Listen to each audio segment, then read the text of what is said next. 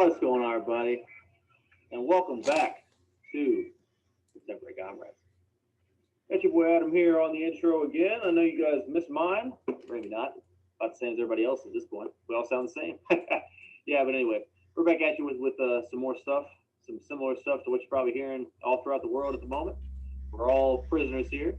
To my left, we got J, Big J, and numerous J's. What's going on, bro? Yo, what's up? Happy J, Big J, whatever J. All the J's. And none of them. Ready to do what we do. And we got Core the Heel. What's going on, bro? Shit, nothing much, man. Just living every day, you know, just out here. I ain't gonna lie, man. I ain't a nigga trying to holler because I want some head. I'm not a nigga trying to holler because I want some bread. Right. By out here, he means in here. So we're all are. That's it. Yeah, that's it. Yeah, guys, and gals. Yeah, we got all our topics tonight are kind of rustled around the same main event. I think you guys know what it is because what else is there to talk about right now? Yeah, we're gonna go over the whole COVID mess. We're gonna talk about the now, the later, maybe the past. I don't know. We're gonna see where we go. We're gonna talk about prepping, and I'm gonna bring up some experiences I've had with people and what I foresee the future being once this all passes over. And then Corin's got some stuff, and we might just mess around a little bit and make up our own topics like we always do. Yeah. Anyway, all right. Shit. Jaron's gonna take us away to a special place for the main event. So you go ahead. Yeah. All right. Man. So. So yeah, man. Can I start? Shit. Yeah, yes. I'm just hyping you up. Damn. All right. Well, I appreciate the hype. Oh yeah. That's fine. Right. Go ahead. But anyways, prepping. The reason why I wanted to really even bring up this topic because we were deep in discussion in the last cast, which if y'all haven't listened to, y'all should check out because that shit is fire. Clint was on. Anyways, Or fire. We were talking about how unprepared like the majority of society was or is rather for something like this to happen, and just how thin that fabric is that holds all this shit together. You know what I'm saying? Like we've all been saying, since we started this cast, really. So I wanted to drop a little bit of knowledge on y'all about, I guess, prepping in general. And prepping can really, to me, prepping is just being prepared for when everything that we take for granted is taken away from us, basically. That's my definition of prepping. So, things like, the grocery store being open or having electricity or, people prep for all types of scenarios, like, financial collapse scenarios, pandemic scenarios, or people who are prepared for this type of scenario and are sitting back, legs crossed, arms behind their back, like, we got 8-12 months worth of food, if not more. We got everything we need here. And there's others who, are stocking up on toilet paper instead of grabbing the essentials. And so we're going to, like, I guess, in depth in the prepping about, there's differences between, like, prepping and bugging out, which I guess most people will consider bugging out as, like, if shit were to completely hit the fan, you have to leave where you're at and go somewhere or wherever that's not safe. And you might not even have, like, anywhere to bug out to. You might just have to just dip. You know what I'm saying? What to put in a bug out bag that an 8-year-old could put on her back and carry. I've got a big list of stuff that is in my personal bug out bag and also what people should have in their bug out bags, honestly, so they can get a good idea of what you might need in any given scenario. At least things that are useful on the East Coast. East Coast. Yeah, at least things that are useful on the East Coast, which is where we are. So. It's the Beast Coast. West Coast, you might not need a fishing line in the West Coast, or maybe not necessarily the West Coast, but like Southwest.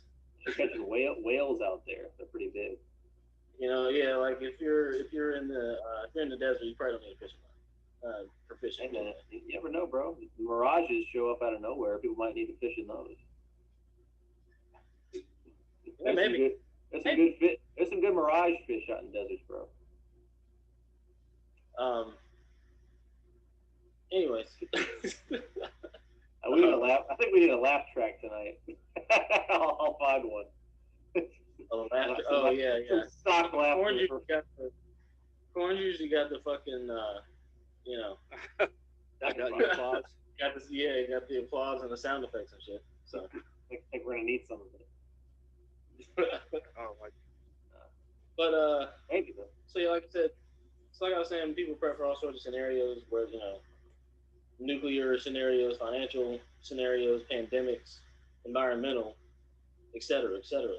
Now, two of those are relevant right now, which are financial and a pandemic, sort of like a viral outbreak type of scenario, which zombie apocalypse stems from that sort of thing. So preparations are very similar for those type of ordeals. And from a prepper's mindset, I guess you could say. So financial aspect, which I think is really being downplayed or really not being played at all in mainstream media right now.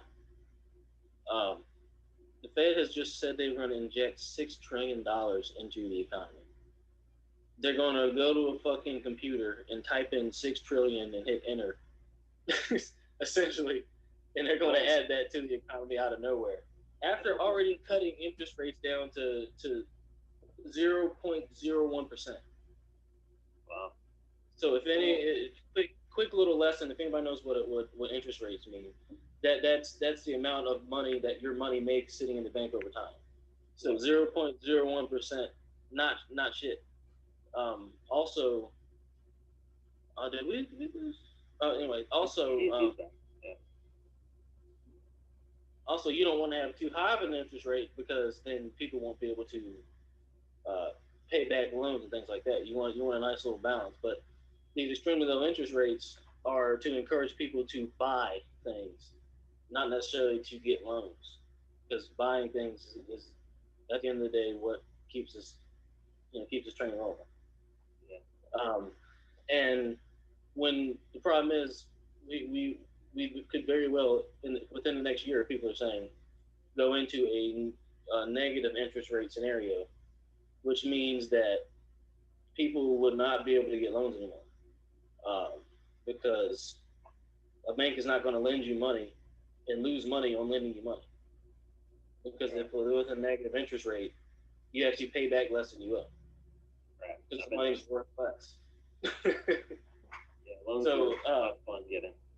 And what that would do, this whole world's based on credit, so that would wreck the credit market, which in turn would wreck pretty much the majority of the economy and all that money that was pumped in, and that's going to prompt people to run to the bank, try and get their money out, and the money's going to be gone.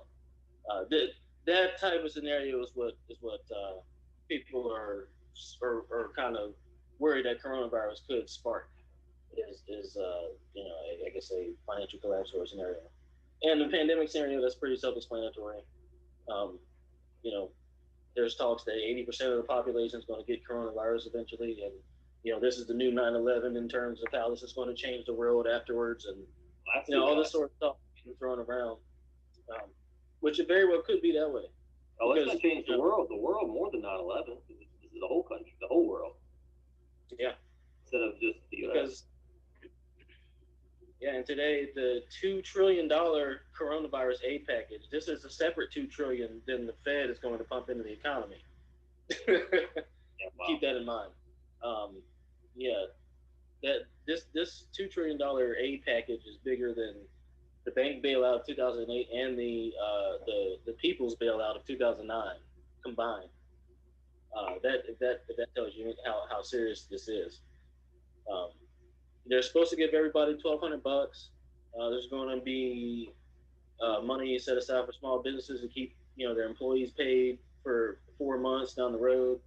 They're doing a lot of stuff, and the government's already broke. So I'm really curious to see how this is going to go. How this is going to play out. I was going to say that too. I was going to say that with that part, I think it's probably my third time saying this, but I honestly don't think that that's going to happen.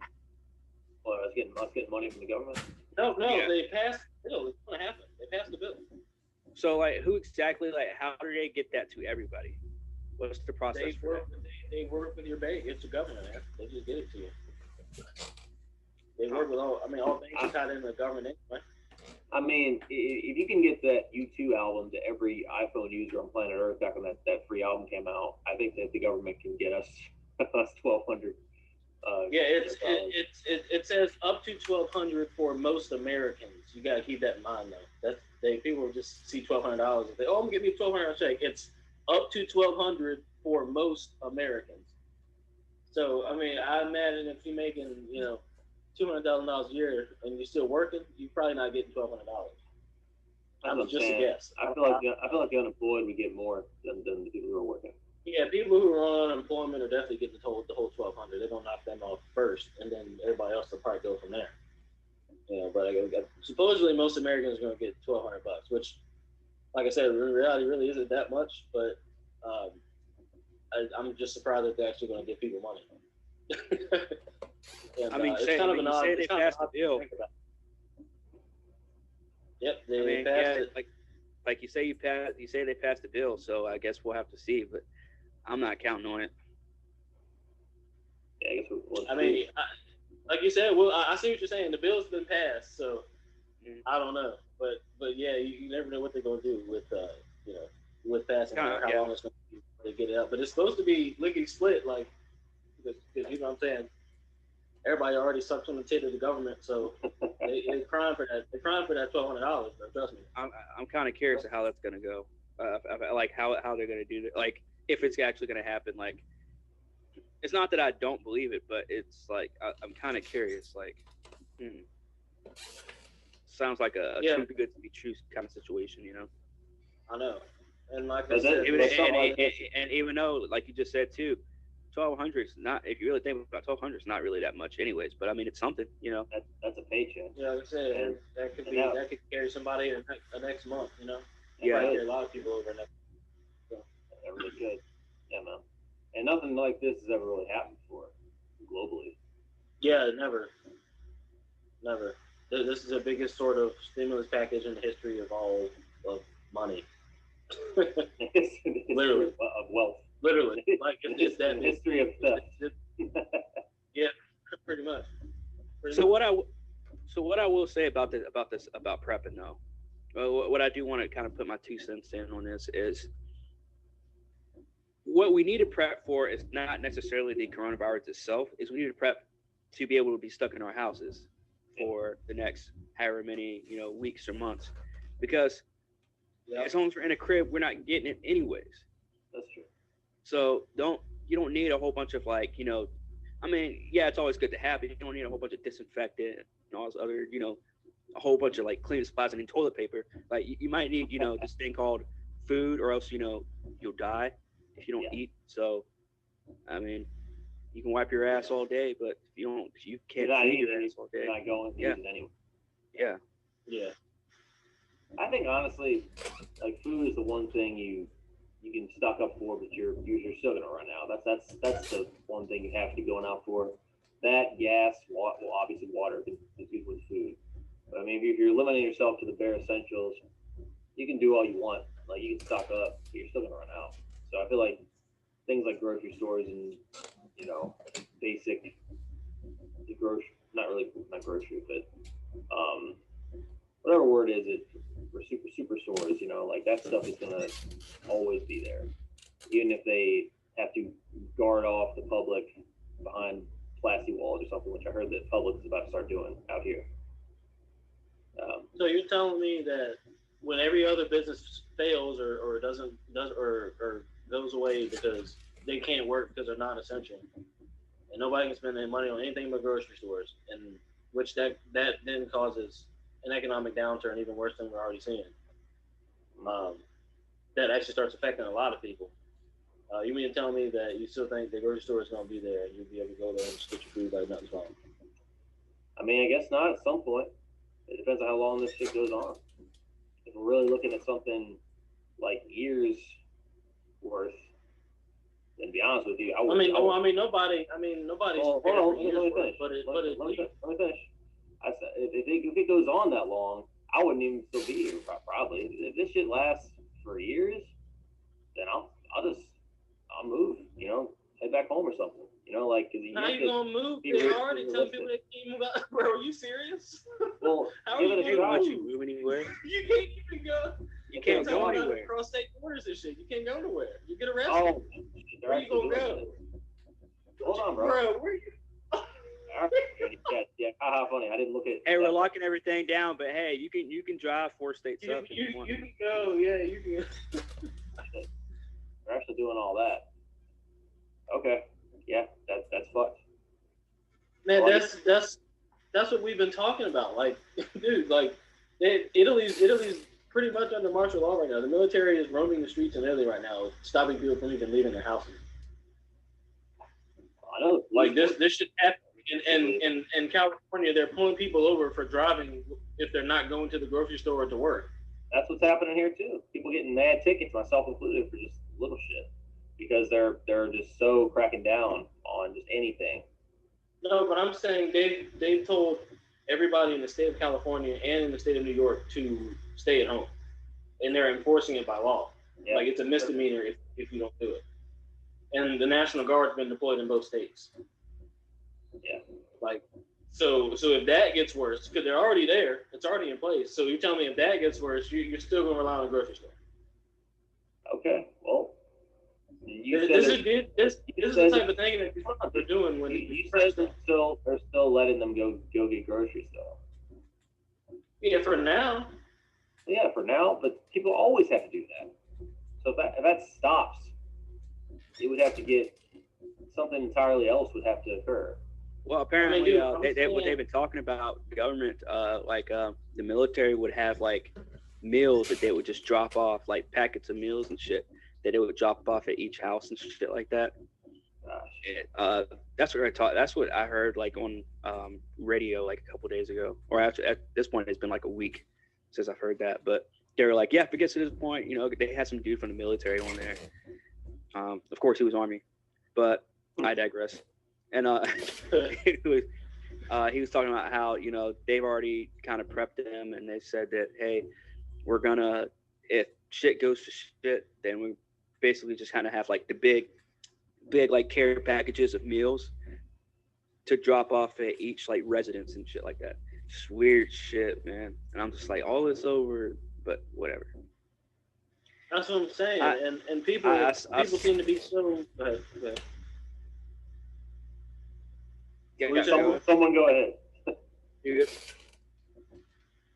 Yeah. No, I was just gonna say people seem to be so okay with having to come to that point. Like, and it's really over something that, I mean, it's affected a lot of people. This is the worst thing that's hit us in a very long time, and this is just getting started. But trust and believe me. But at this point, well, it's hitting like highly populated pockets of areas more so than the more rural areas, and you can see it by just looking at the maps. Like the bigger cities and the higher populated areas are getting spikes in the growth of the virus, whereas more rural areas it's not necessarily happening. And the problem is the people. You really have to keep in mind the bigger cities, but the people from the more rural areas don't take that into consideration necessarily.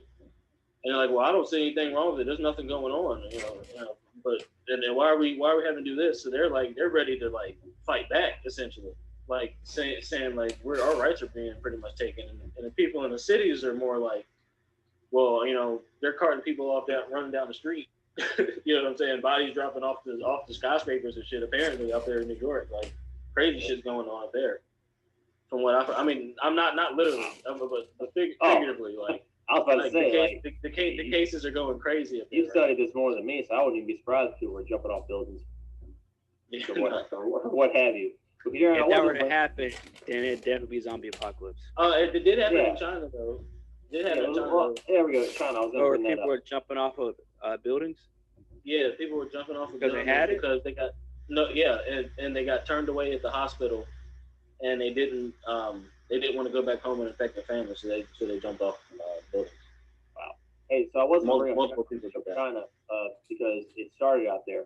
Jaron, how long ago was the first case in China? That's where the virus originated, with that guy like ate that bat or some shit. I mean, but let's be honest here. Did this really start from a bad batch of bat soup, from a rabid bat in the cage? Who's to say, man? Unless you're gonna go like things a conspiracy, because who knows if someone. Anyway, we're getting in the territory we talked about literally the last two casts. I want to get back to the prepping, but to answer that, before you go off, I was going to ask about China, because they have the reports of beginning to recover, and they're way ahead of us on this. So if they're recovering after a few months, their first case was back in like November or December. Okay, so that's a couple months ahead of us. So who's to say things will be back to, I'm not gonna say normal, but semi-regular by say May or June. You know, if it goes that same track. Well, the U.S. already has more cases than China's had, I think. Actually, no, they still have like over almost 100,000. Never mind. They still got a bunch, but the thing is, this is going to come in waves, because this is one of those viruses that if it's an actual virus, it's not going to go away anytime soon. This is looking exactly like the Spanish flu in 1918, which it came in 3 waves. And China's already saying, as they're relaxing their restrictions, more cases are slowly starting to pop back up. So they had a few days with no cases, and then they started to loosen things up, and then now they've got more cases again. So it's going to make a second wave at some point. So again, no putting that in mind. It's really only temporary relief, which again is why I wanted to do this fucking prepper episode, because this shit could get ugly, and I want to at least let people think of the worst and have at least an idea how to react to it if shit really does hit the fan. Yeah, man. I'm hoping I'm wrong in what I'm seeing, but time will tell, right? It's like what I was gonna get at is that I'm honestly on board with team prep, and I ain't talking the popular kids in high school. But it's the only thing that I am still not totally decked out on is food, because we're not at that point yet. But as far as like shit like toilet paper, shit like bathroom essentials, anything else, disinfectant, soap, I'm good. I'm good on probably a couple months, maybe a few months. But I'm not at the point with food yet, because shit goes rotten, and I'm not really totally going full on freezer and dry yet. No, I'm not ruling it out. But I mean, go ahead. Luckily for you, I'm going to name 3 companies who make food prep and long-term storage foods. So you'll be able to well, unfortunately, all these places are backed up on orders now, because everybody's now, reacting to this. But if you had hit them up a month ago, you probably would have been able to get something. But they're like, one of them has a 12-week lead time right now. Wow. So 3 months just to get your meal prep. Yeah. But so I'm gonna name some essential things that you should have in a lighter scenario, like what we're talking about now, which is being isolated in your home. Electricity is still on. You can still go to the grocery store and get your food. Yeah. But things could escalate very quickly, and then next thing you know, you could see the National Guard going up and down the street and shit, which is a very real thing, unfortunately now. Oh, yeah. So, and also just some skills that you should have, just in general as a human being, because at the end of the day, if everything else around us goes away, we still have nature, and we still have the skills that we can take within nature, and I guess make something out of it. But number one thing you should have: guns and ammo. Get yourself a fucking strap and get yourself some ammo, because why the fuck not? I don't need another reason. I have plenty of other reasons which we could get into, but get yourself a gun and some damn ammo. Second, well, you're thinking about like if we're in full-on apocalypse.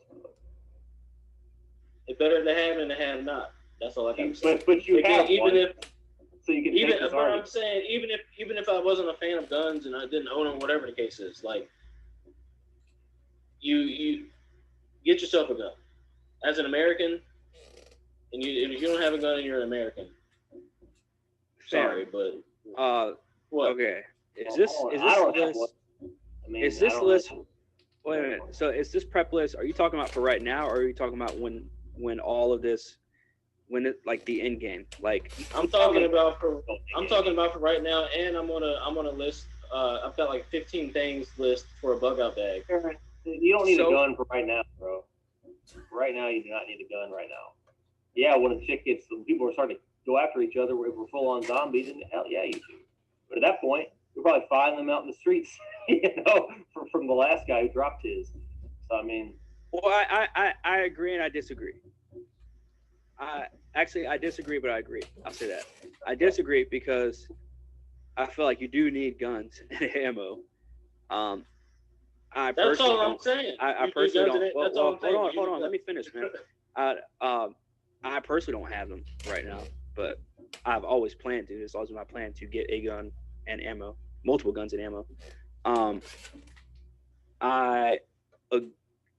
So I agree on that, but I disagree that it's like the first thing that should be on the list, though. Like, yeah, I need it, but that's not number one, not for right now. That's why I asked if it's for like when the shit goes to shit or just right now, where it was just like kind of in. But I feel like I'm naming base things that everybody should have alongside. Is it ranked? Like, are you ranking it? No, like, it's not. I'm not the first ranking thing like you 1, 2, 3. yeah, No, guns way below what you need right now. It's like I understand being safe, and that's the most safe thing you can But have. dude, I'm telling you, there are police stations that are saying they're not going to come to your house if you call for somebody breaking in, stealing your property, or committing anything other really aside from a murder. There are multiple police basically bureaus or whatever across the country that are saying they're not coming to your house for what they consider lower tier crimes. So you could get your house broken into, your car broken into, and stolen, and they're not going to come do shit because of this coronavirus. So to say that you don't need it at all at this very moment might be an understatement, just for a simple fact that somebody can come try and steal your shit and nobody's going to be able to do anything about it. Somebody arms you at gunpoint, runs in your house. You can't call the cops in Dallas County. You can't call the cops because they're not coming. Not if you get broken into, your car stolen, etc. Sorry, coronavirus is out.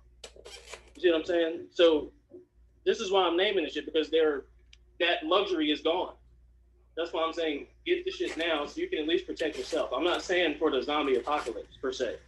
I'm saying at least so you can keep your shit for now. I'll continue with my list. That's fair. Hold on. Look, I didn't. Yeah, that's fair. It's like, yeah. I still stand by what I said. It's not the first thing you need, though. Well, I agree with that too. I'm not saying that's the first thing you need, but it's. I mean, if we're ranking it, it's up. It isn't number one, but he makes a good point about if no one's coming to help you. Yeah. I'm saying you need it. You just don't. That's not the first thing you need. That's literally what I said. Well, look. Forgive me for naming that first. All right, like it's not in any particular order, nor did I say it was. I literally. I mean, we can agree to disagree. Jaron, I mean, we know I don't think it's the first thing you need either, but I'm saying it's up there. Like, I don't necessarily think it's the first thing you need is a fucking gun. All right, if you ain't got no food, good thing you got a gun. All right, guys. No. Have a good night. That's the way you came off, fam. That's the way you came off. You're like, well, the first thing you need are guns and ammo. You're not American if you don't have guns and ammo. Jaron loves guns. Like he's a fan. He's a fan of the pistol. Let's just put it. But I'm saying, like, if they pull some shit like that over in Europe, what are you gonna do? You can't even have a knife in London. Right? So what are you gonna do if somebody comes at you with that stuff? Like, I'm saying, if you're an American, like, you should at least have that. Like, use that luxury. But again, you're right. I did come off a little strong now. I'll give you that. Because it definitely ain't the first thing you need, right? That's a fair point. Remember, this is a purpose list, people. But I feel him now that we know the I'm context. a little hyped. You're right.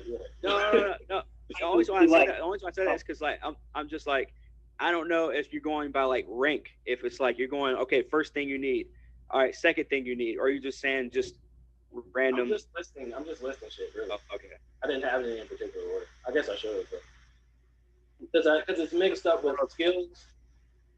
It's mixed up with skills and just, I mean, because really, all you really need right now is, aside from the extraneous things, which I guess I'll just do this part now. All you really need right now is 30 days worth of water, 30 days worth of food, whether it be 2 weeks frozen, a week cooked, and another week in dry food, or it's 2 weeks, cooked, 2 weeks frozen, or however you got it. You pretty much need 30 days of 2,000 plus calories a day worth of food on hand right now, and water. That's pretty much what you need.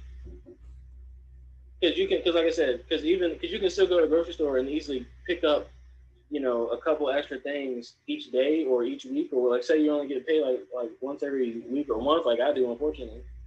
You kind of got to do the shit around at certain times. So, you can easily just pick up a few things here and there and then stock that up. Unfortunately, a lot of the shelves are empty on things that they keep, which are non-perishable items or things that are easily frozen and can keep for a long time when they're frozen. So, canned foods, dry pastas, things like that. Pretty much carbs, canned foods. You can buy vegetables and fruits and freeze those, and they last a decent amount of time as well. Meats, you can deep freeze meats. So if you have like I said, as long as the electricity's still on and shit like that, like any of this stuff should be common sense. Obviously, aside from but just the amount, I would say at minimum 30 days at this point. Which I don't even have that. I have about 3 weeks worth on hand right now, but I'm about to fix that tomorrow. Yeah, I'll probably stock up tomorrow again too. But like, I feel you. It's good to prepare for that because a couple of luxuries we still have, and it's the reason we're even still doing this podcast, is internet and electricity. Those are the big boys as far as when things are getting dire. Yeah, and at the moment, all the non-essential businesses closed down, which is awful for the people involved. I pour out a heavy heart to them, or whatever the term is. But like, we're still okay. It's right now we're in the it's annoying phase. But those who are not affected are still okay. Because like, this if you're able to like go to work or be at peace at some point, you're one of the very fortunate ones. This shit is getting ridiculous out there. And yeah, we still have our basic luxuries. We still have the things that we're all accustomed to that are honestly hard to let go of now because we're so used to electricity and internet to the point where they make up our day-to-day lives, and just losing them, like whenever we have power outages, that shit takes a while to set in, and most people go nuts. And just from the limited exposure they have back to basic human nature, honestly. Because I remember back home, we had that big snowstorm, no, it wasn't a snowstorm, it was just a regular power outage. And I think it lasted for a week. And first time I ever experienced anything like that, you just had to really, well, of course, at first we're all bitching about it. But then it's just like, wow, this is how it was. This is how people used to be. It's wild. Because, again, look at us here, we're all self-isolating, right? What do we have to make that okay? The internet.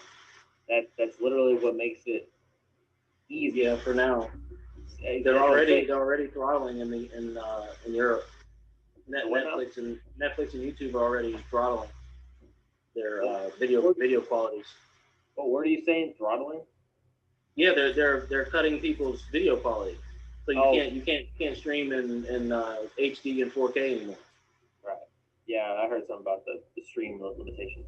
So they're already like every little facet of life that we have that was really, you would think should not be touched is being touched right now. That's the point I'm trying to get across.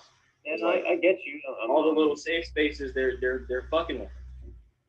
Yeah, and they don't fuck with everything at once like this very often. Right. Yeah, not very often, no. You know what I'm saying? Like they don't touch every aspect of life like this very often. Yeah. And the last time they did that I could think of was the last financial crash or 9/11. those are the last 2 times I can think of where they touched it as much as they touch it now, and doing these bailouts and things like this.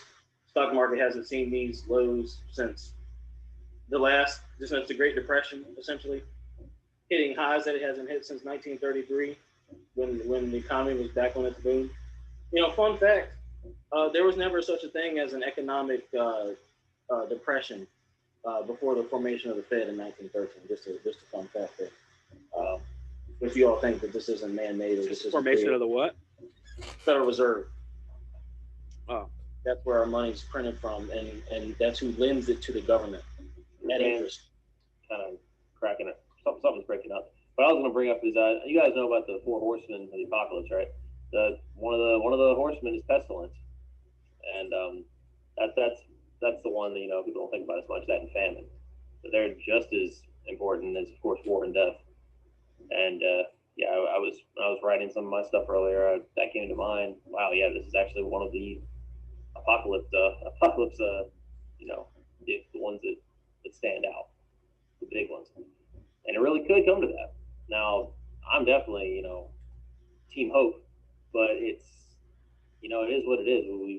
We've definitely noticed a dramatic increase just in a month. Like this has been the longest month I remember in a very long time, because we're all so used to the way life has adapted now. And I literally am sitting here thinking, wow, has March really been this long? Is it? I'm thinking about what the last time I paid rent. I'm like, it feels like forever ago, because we're just so, every day is like we're so in tune with our days, which is unfortunate. It has to come to such a negative situation for that. And I'm not saying for everyone, but for me personally, I've noticed time slowing down for this, and that's just something to take away, because I feel like when this passes through, which knock on wood, and we get past it, that's something to take away and improve each other on, because if we adapted and made every day that we're not in panic last, maybe something good to come out of it. At least I hope so. Yeah, I wonder what that good thing is. Huh? I wonder what that good thing is. Like, I think it would just be more along the lines of accepting life to a greater degree, and not maybe a small glimpse of what it takes to disconnect from all the things that have consumed us, which is mostly internet based, but some more than others. What I was gonna bring up in sort of a subgroup was that now is the ideal time for anybody listening to get back in touch with your creative side, because I know personally, sitting down and writing, drawing, doing the stuff that I used to do all the time, but just haven't for forever, well, for years, to the degree that I used to, it feels amazing now that we are isolated, quote unquote, social distancing, which is my lifestyle anyway. Just being able to do that and know that whenever this is the time to really get back in touch with yourself, no pun intended, and just really grind it out. Like, work hard on the things you used to love or you still love but you don't really feel like you have time for anymore. Especially if your job like is making you stay home for a while. I just feel like it's a beautiful time for that, especially since right now we're at the point where we still have our basic luxuries, that we can still live comfortably within our own homes. Like, that's just one thing to take away that I hope brings people, a little bit of relief, maybe. I don't know if you guys have any input on that. Well, going back to prepping, I mean, should we like board up our walls, or is it going to get to the point where it's going to be like Hunger Games? Like, I mean, that's what certain people prep for. Because certain people prep for. I'm not saying that this is, I don't know what this is going to be really. Hold on, bro. Yeah. Don't just. But I mean, the way I think about it, especially in terms of like prepping, I feel like we should, if we're going all out, right, we should be boarding up, windows, doors. I mean, and once it gets to that point, right? I'm not saying now, But I'm saying, like, if you want us to be like, if we're gonna want to be fully prepared for this shit, once it actually goes to shit, and they say everything's on lockdown, you can't leave your home. Okay, if I can't leave my home, no one's gonna be able to enter it either. That's a good mindset to have. But I can't speak for what may or may not happen in that, in you doing that. But not saying you as in you, but like you as in like somebody, because they could very easily see that as like, oh well, we have, if they're going door to door, and say in this type of scenario, they'd probably be going door to door delivering food or whatever, right? Or that might even be dried up, right? This could be full on, like, it's over with. Check. Yeah. Wellness check. Yeah, that $1,200. Yeah. That's a final tip for the hat of the government, per se. Government's gonna be doing mandatory wellness checks. Yep. On every single citizen. Yep. And before you get too far off topic, you guys both just avoided everything I just said. Like, do you feel like we're right on topic? What are you talking about? No, the prepping part, yeah, but you just avoided what I just said about getting back in touch with the creative side. I think, like, everyone should be trying to. I mean, do you feel like someone, like, you have something to do in that time? Like, cause that's a good way to people to, once they're prepped, that's a good way for people to take the pressure off. Well, we weren't done talking about prepping, though. That's the thing. Well, I got you, but I just said all that, and we just went right back to the topic before it. So, I mean, like, I wanted to at least address it before moving on, I mean, like, if you're sitting at home, yeah, you should definitely get in touch with whatever creative side you have. I mean, what else you gonna do? Is that what we're doing right now? Yeah, I mean, we're all quarantined. We're all self-isolating and shit. So this is about as creative as my ass gets. So that's what I've been doing this whole time, is creative. Yeah. I see us out there doing it. I just want to make sure you guys were on the same page with me, because, I mean, we all have to do what we can as far as the prepping. But yeah, I mean, but that's what you're talking about is what you can do once you've done what we were talking about, which is prepping. And once you're prepped, then you can get in touch with your creative side. But at this point in time, right now, if you're not prepped, you should be at least trying to get a little bit of food on hand. You should. And making sure you got something you can sit on just in case. Absolutely. And then whatever you can do, really. And then you can, what I'm saying, finish writing your comic or whatever. Well, whatever anyone is inspired by. But it's a good time for it. Yeah, so Cole, what I can't remember the point you were making. Let me tell you what. All right, let me go ahead. Let me go ahead and. So, by the way, I did want to list 3, because I promised y'all I would. I wanted to list 3, I guess extended shelf life, like, food prep companies.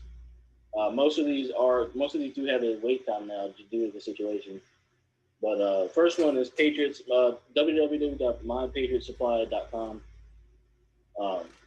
They have a 12-week lead time on all new orders right now, because this stuff was made to order. At least back a few years ago when I first saw it and got a little bit of it, it was made to order shit. So, like, you order, they make it, and then they ship it out. So you have as long of a shelf life as you can while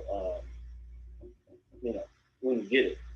Because I've gotten some like longer shelf life food, essentially like meal prep type stuff before, and it's got a shelf life of 2021. Say I ordered it in 2018, but it was manufactured in 2014 or 2016.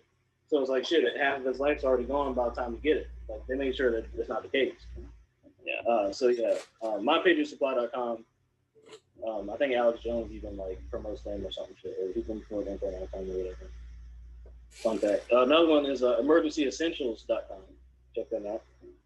And they have like big tub, 50, 100 pound tubs of like food and shit, like different types of food,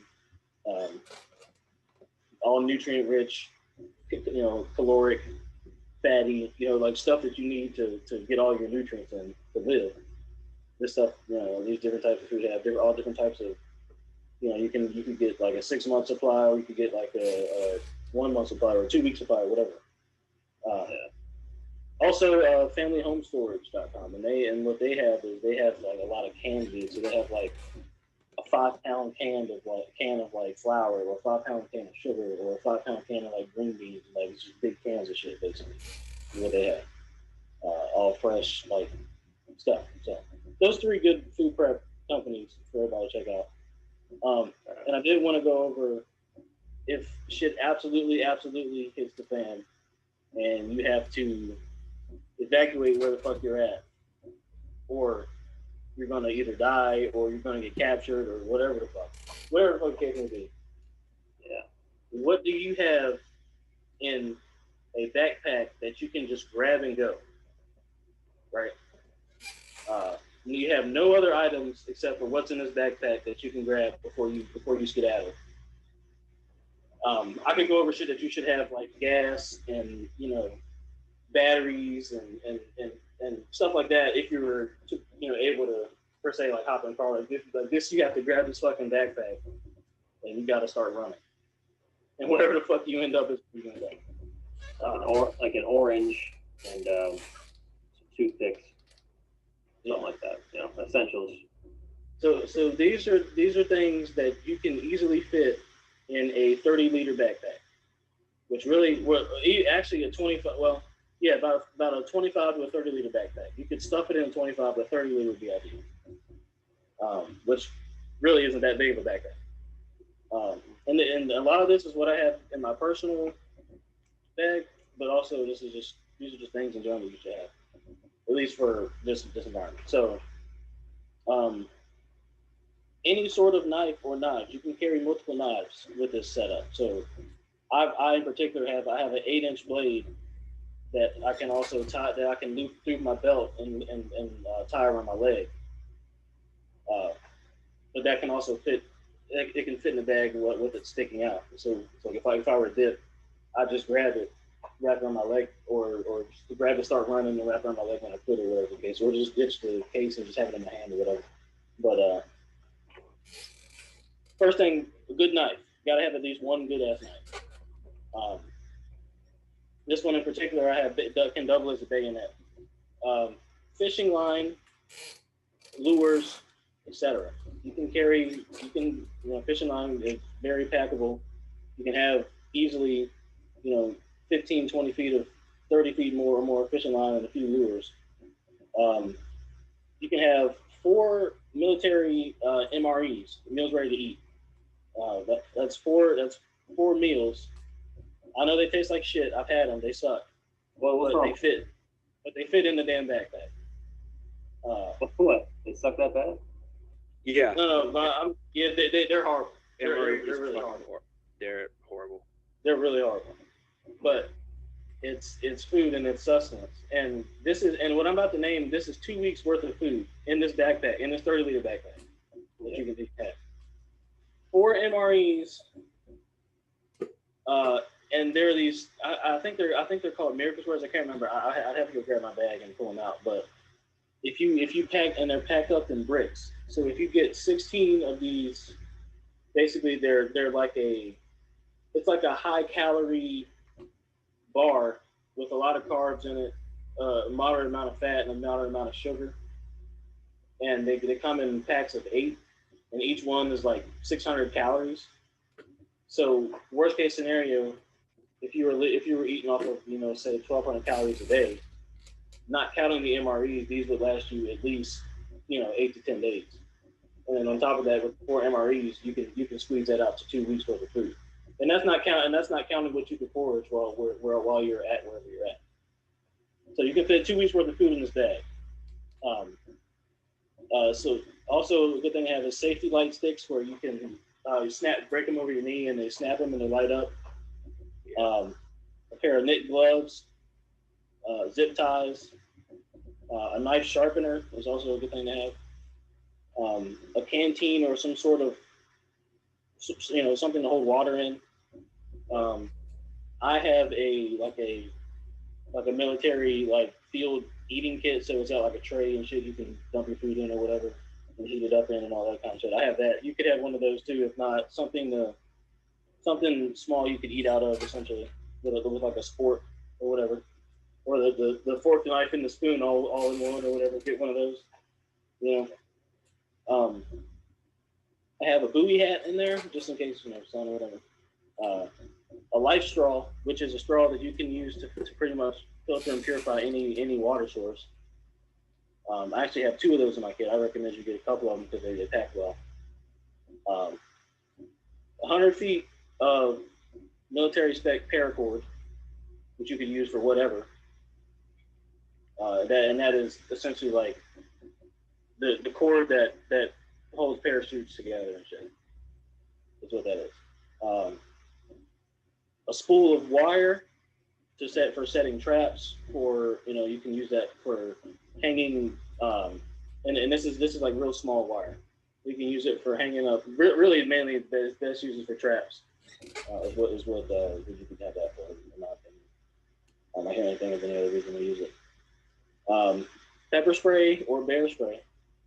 A multi-tool, like a small little Swiss Army knife type thing, nothing crazy. A poncho, a flint for starting fires, or a fire starter of some sort. That's definitely like a must. A flashlight, whether it's like a little tiny LED flashlight or actually a decent flashlight, some sort of flashlight.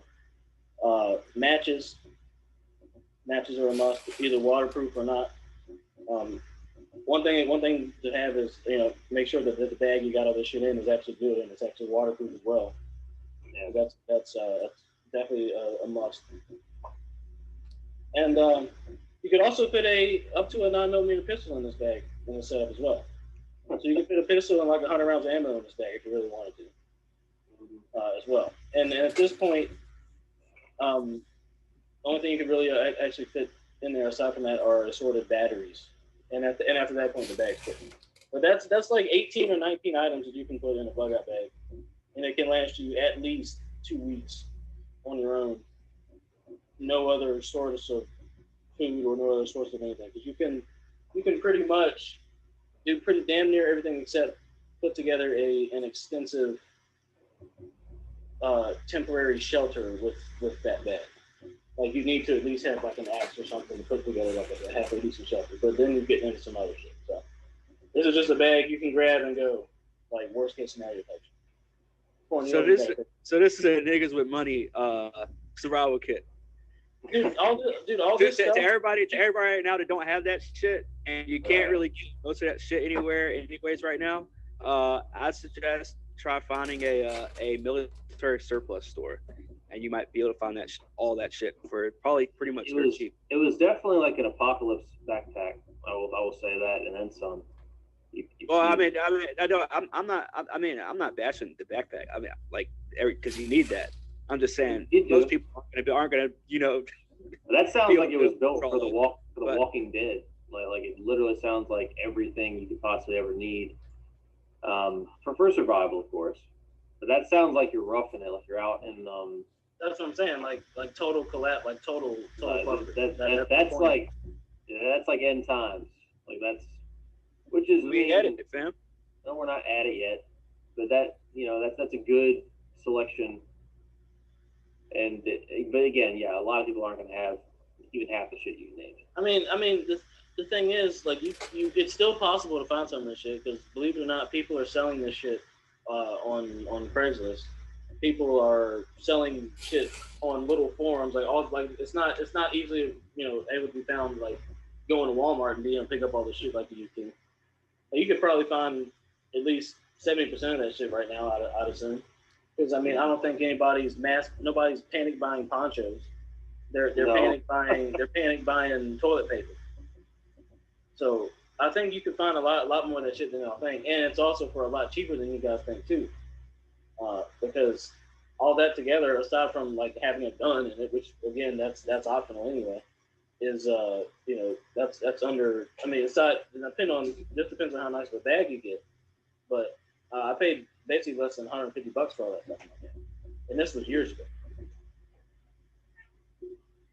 So it could be done for a small chunk of change, but it could come in handy when you actually need it.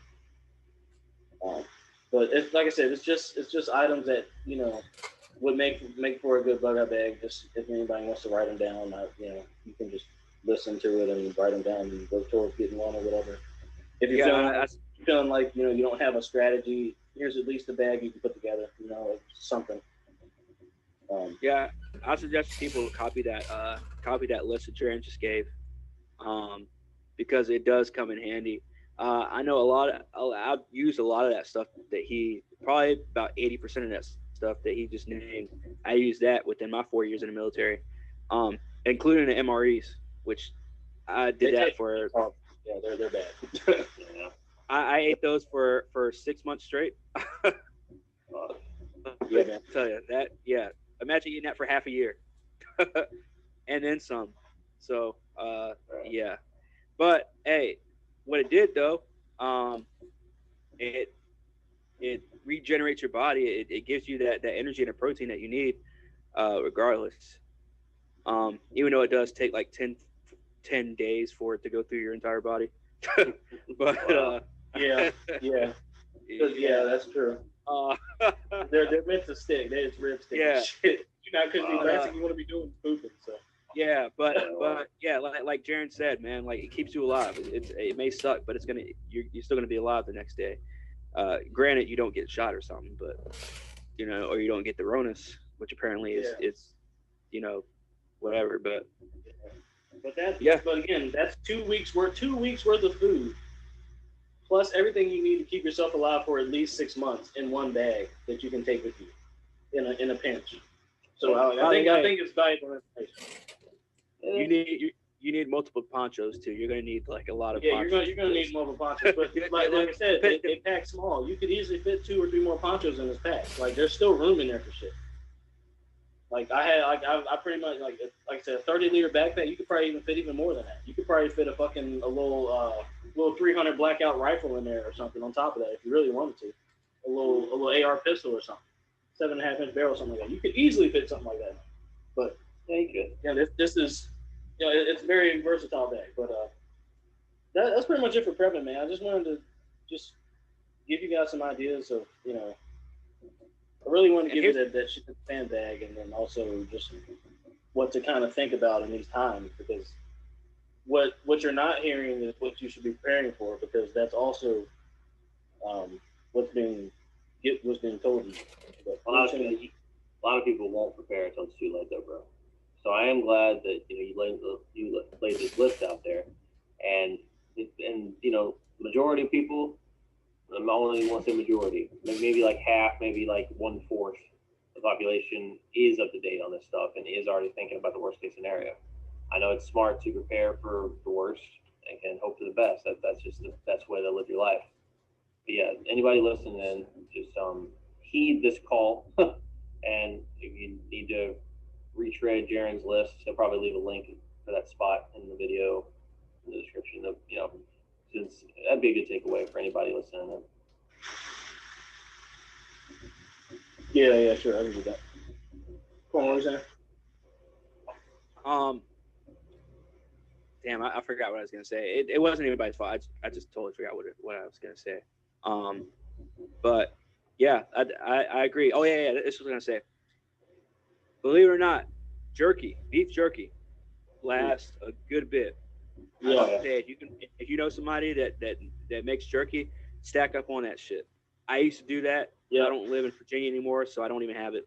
But I stacked up like almost at least a quarter closet full of beef jerky back in like 2012, because I was freaking out after I started watching a whole bunch of zombie shit, and it was there for years until my parents moved. But yeah, oh man. I will say though that's a smart move. Stack up on some, whether it's deer jerky, beef jerky, that shit lasts quite some time. It really does. And it's actually good. It's not like an MRE. Yeah. and if you have an axe laying around or a hatchet, I'm sure some people in Minnesota or in the North or South Dakotas, Montana out there, Colorado, I'm sure probably Virginia too. Like if you have a hatchet, those things really do come in handy. Start sharpening that shit too. I'm not saying like, make sure you have all this, all these weapons and stuff like that. But dude, you're gonna need it eventually. I'm telling you, especially at the rate this shit's going, and all the different endings and different results that just the three of us are coming up with of what we think is gonna happen. Like, imagine what the big plan is, what the big picture is. So again, man, like you're gonna need guns, you're gonna need hatchets and knives and all kinds of stuff. Yeah, better be safe than sorry. What you mean?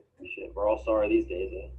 I wish I had. I wish I, for situations like this, I wish I had my own crib, and I had like acres of land, because I would just start setting like random bear traps and shit. I'd be setting like random bear traps. I'd turn on my electric fence, just all kinds of shit, man. That's straight up zombie apocalypse stuff. Like the old man like holed up in the farm. Well, that's not even zombie apocalypse. That's just taking care of my own shit. That's just making sure there ain't nobody coming into my shit. Yeah. That's a me and mine shit. Yeah, that's definitely some me and mine. That's the point where I want to be, like where I can have my own crib and make sure nothing and no one is getting in. That's a goal. Which I was hoping I'd get to before this shit happened, but I feel like I'm sure. Yeah, I know, dude. I was hoping I had I was hoping I'd be a gun owner before this shit happened. That's like true. If I'm fucked if like two people come in and try and rob me. One, I might be able to do a little something. But like two, I'm dead. You ain't dead, man. But it wouldn't be good. Shit, man. But yeah, it's I wish this didn't happen now. Like I'm not as prepared as I thought I needed to be. and you know what's funny? Again, I always have to point out when I'm right, because I wouldn't be corn if I didn't. Now, a couple months ago on one of our casts, because I remember us talking about this, and I said that, do you guys feel like this is a part of the plan, but it's just sped up to like 1,000? Like this wasn't supposed to happen until like 6 years from now, maybe, or something like that, right? And you guys thought it was crazy. You guys were like, no, it's happening exactly the way they wanted to, blah, blah, blah, and when they wanted to. I feel like no one was prepared. It is happening when they wanted to. I feel like nobody was prepared for this. Even the people that set it in motion weren't prepared for this to happen at this point right now. That's what I think. I don't think so. And I'm not gonna get into that on my side, because I don't think it was like, if it was planned, why would it be a virus? Wouldn't you think it'd be something more like in total control of what the government or someone else could do? Wouldn't you think it'd be like a mandated thing? Like some of those Black Mirror episodes, isn't there one about just mandated government rule or something? You guys watch that show more than I have. Mandated government rule. Like like dictatorship essentially. Like, wouldn't it make more sense if it was something like that, if this is all planned? Because what would they have to gain from a virus? Well, total control. People are getting sick. Yeah, but people are getting sick and dying though, dude. Yeah. They were killing people in the Holocaust too. They were actually doing that themselves. And they could have actually. I'm not saying it's a fact, but I'm saying though, this could be where someone released the virus out. They released this contagion out. Did y'all forget what I said in the first, how this came to be, and then in the second cast when I mentioned the Harvard professor who had the lab with the Chinese guys in it? You think you people, like, I've laid it out, like, it clearly comes from shady origins. All right. Yeah, we're not saying it's 100% fact, because we don't know. But no, I mean, I have the. If I do believe it, I believe that this was not something that was just oops, oh, coronavirus. No, I feel like this was like coronavirus. That's what I. Yeah, like I said, the RNA of the virus is mutated. Like it's been altered with, it's been altered. And here's the thing. Just because people have died from it, I've had people die from cancer, and I still think that cancer, they have the cure for cancer. They just don't want to give us the cure for cancer. Absolutely. I've had really close people die from it. Like, it's not something where it's like, oh, you're not personally affected from it, so you don't. No, I understand there's people that have died and are still dying from this coronavirus. But at the same time, that doesn't really shy me away from thinking that this was fucking planned. Like I was joking around with James the other day when we were doing a podcast on the Ronas. Like I would hate to die from coronavirus because I'm a very selfish person. So like I know that the attention wouldn't be on oh Corn died from coronavirus. He'll just be added to another statistic of dying from coronavirus. Yeah, you know, like, this other guy. We've got number 55. Yeah, instead of being Corn died from coronavirus, it'd be numbered 51,236. You know, like whatever. Which is unfortunate. Which is very unfortunate that it has come to that.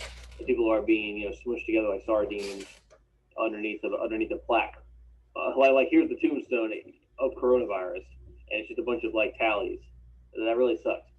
Well, of course, dying sucks, but like that, it makes it very impersonal, and no one wants to leave that behind.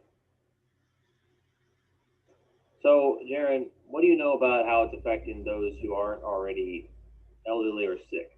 Like, do you have statistics on that? There's people in their 20s to, like I think Corn mentioned. I think you mentioned that on your half-ass cast, and I think you mentioned in the last one. There are people, like half of the infections in the United States are people from the ages of 25 to 50, or 20 to 50, or something like that. So it's like, because the virus has already mutated since it hit America. Like it's already mutated again since. So people who it was previously not affecting are contracting it now. So I've prematurely started in a natural immune boosting regimen, which I can also share if anybody gets. Yeah, do that. That'd be good for everyone. These are just three things. Well, four things plus a multivitamin. So I guess technically 5 things, whatever. But I'll give you 4 things. 4 things that you should be taking to strengthen your immune system in the interim to either not contract coronavirus if you're really lucky, or if you contract it, your immune system's already built up to the point where it's not going to be that bad, or you might not die from it at least. It can at least help you not die from it. I'll give you that caveat. It's always best to help not die. Yeah. That's good to take away. First one would be at 500 parts per million colloidal silver, which people are getting hit and they're buying the fuck out of colloidal silver. You can really only get it, the place that I found is ultrasilver.com. It used to be in places like Vitamin Shop and I think there was not Greenberries, but there's some other chain like pseudo healthy chain that had carried things like colloidal silver. But 500 parts per million, it's colloidal silver, and I could go over the benefits, but basically silver is essentially an antiseptic, and it pretty much treats your body like an antiseptic. It'll basically enhance your immune system and basically help it fight off germs and bacteria in your body. It basically strengthens that part of the immune system that fights off the germ, which is really the immune system. Fights off all the germs and bacteria which is in your body. But you guys can do the research on the shit. Trust me, it's okay shit. At least 800 milligrams of echinacea. Again, look up the benefits. The shit's in tea. I'm referring to the capsule form, which you can get in the higher milligrams. Also, some form of elderberry, whether it's the berries themselves, which are good, but I don't recommend. I recommend either the tincture or the syrup. It's really great tasting stuff. Again, full of zinc, full of vitamin A and C, and it strengthens your immune system. It's a berry extract, and it's actually really sweet and really good. And it's a great way to naturally strengthen your immune system. And also, up your 1,000 milligrams of daily recommended vitamin C to 2,000. And again, this is just for a temporary measure, just in case you were to contract coronavirus. You're trying to mitigate all the symptoms as you possibly can.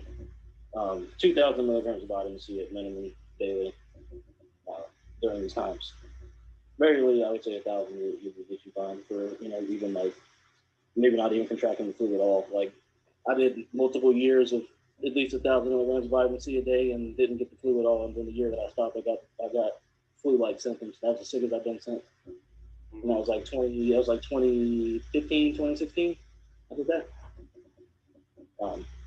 I've been on the vitamin C. And actually, fun fact: a New York hospital is using high doses of vitamin C to treat the coronavirus right now. I saw an article about that today. So, again, do your research on vitamin C. It's some good shit. Yeah, and high doses. We're talking, 8, 10, 12,000 milligrams is like potent shit. But what it does in your body is kind of crazy in those higher doses. Hey, so I got something to throw in. Sorry. You finish. Go ahead, finish. You got more? No, I'm just saying that those are 4 things that everybody should take daily, at least for the next 30 days or so, to just in case we're off any evil spirits, if you will. Right. So I'm gonna toss this a little bit to a different side now. So let's say it gets cured, like you just brought up the potential for cure. Let's say we're past it, okay? Let's say we're a few months out of here after doing this. So let's say we keep this same lifestyle for another 2-3 months, best case scenario, right? So people are now trapped in their homes with their spouse and kids. They can't go to school and they can't go to work. Now I'm going to throw this out there because I think it's true. I think a lot of marriages are going to fall apart because of this just stuck with each other 24/7 stuff, especially if they're not working either. And I feel like people are just built to treat work as almost an escape at times, and cracking open cold ones with the boys escapes at times, and just having the freedom to do what you want. So I feel like only like the most stalwart couples, and this can go for family too. You might get really fed up with that too, just because they're trapped. I'm talking for the people who aren't living alone. Like, what do you think about that? Me or just just whoever. If you guys have any opinion on that. That sounds a lot like, okay, so did you guys see what happened out in California where the governor's like, hey, we're shutting everything down, everybody go home and lock yourself in your house and blah, blah, blah, blah, which to my understanding, it's honestly not as strict as what the media makes it out to be, but I'm still doing research on that because I've seen a lot of videos where they've been able to go outside, so I'm still doing a little bit more research on that. However, there was a movement. I think it's still going on. Like it's still a thing apparently, but it's gotten to the point where it's hit, social media, where it's, this lady started talking to the government and asking them like, what about, the women who are being domestically, who suffer from domestic violence and they're going home to their abusive spouse or partner or whatever. Yeah. And the governor's like, sure. I mean, you got to go. Like, hey, everything's on fucking lockdown. So either you go home or you go somewhere else. You got to be locked in somewhere.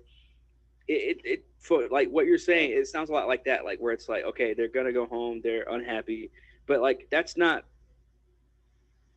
our problem. You know what I mean? Like they're gonna be unhappy. You're either happy or unhappy with your spouse or your significant other, especially being stuck there. But yeah, but you just. I also think that there's gonna be a spike in about 8 or 9 months, maybe 10 months with pregnancy. Yeah, that's going to be a thing too. I mean, people are getting bored, so yeah, easily. I can easily see that. Yeah, but what I'm saying is like once and if, which I'm holding out for when, not if, this shit subsides. I just feel like the tension is going to be right. Like anybody who was already unhappy with who they were with probably is going to get divorced. I mean, and that can go for anyone in an unhappy situation. Like you just said, abusive. Like, damn right, that's going to come to an end unless this person is just totally beaten down mentally. But yeah, like I just feel like this is not good for anyone in an unhealthy relationship with anyone. I mean, it could go either way though, or they could, man up or woman up and learn to coexist. That could come out of it too.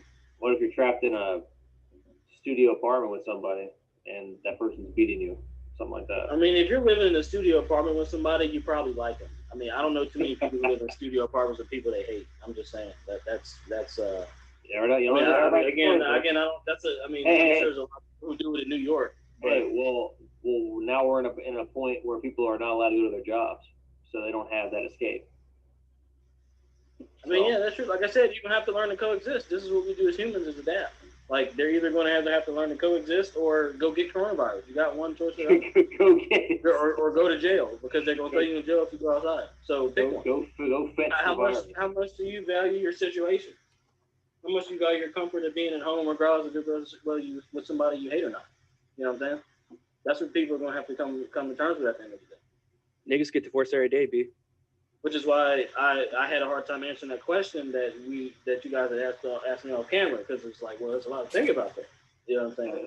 Kind of go. It doesn't go into like not that deep, not that crazy of an aspect, but you know, it's in that same realm of stuff.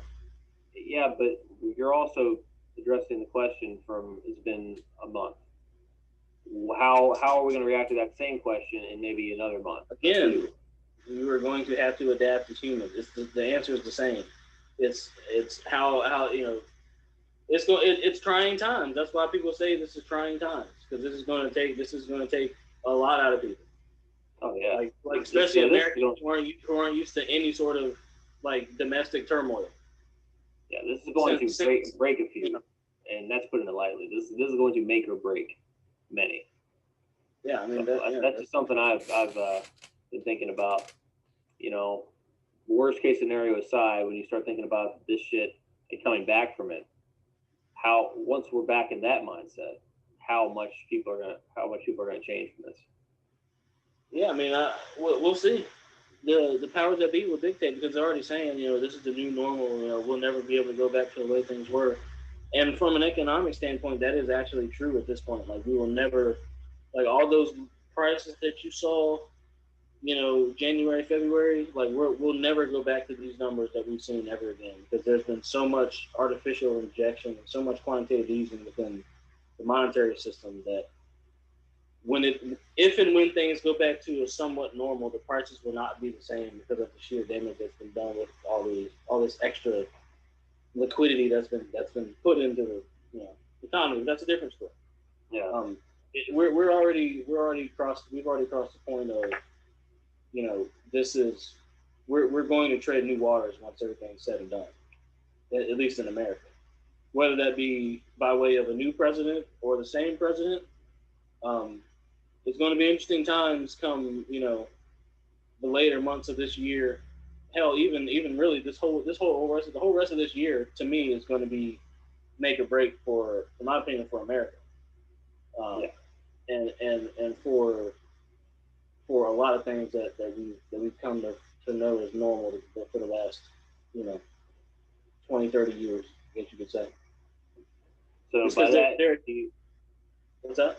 I was going to ask, by that, do you mean, let's say, gas prices are going to stay low now, or what? What are we talking about? Like prices are going to be inflated for a while because of the sheer amount of money that's been injected into the economy. Like, there's everything's going to have to compete at a higher rate.